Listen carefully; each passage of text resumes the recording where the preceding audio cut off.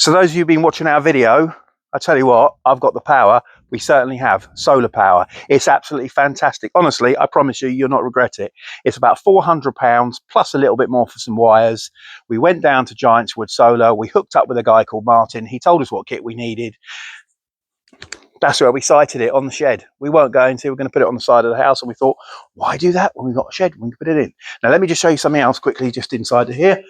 This is where it plugs into. In there, in the socket, it reverses. That's what happens. That's plug and play solar. So all you do is you get your microinverter, you get your solar panels, chase the wire down, plug it in there, switch it on, bing bang bosh, you've got power. Follow me.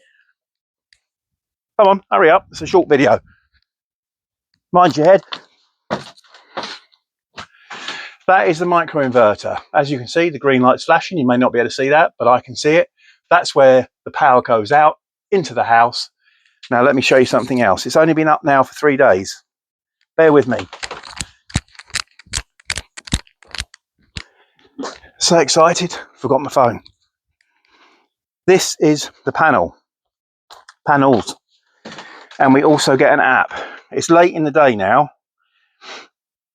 They're only producing 50 watts, but they were producing today around 600.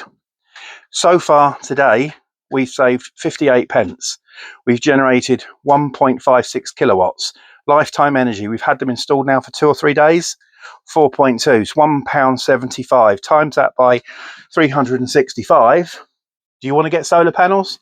You should. Would I do it again? 100%. Was it a pain? Yeah, because we wanted to site them there. I wanted to leave them against the fence. What did she say? No.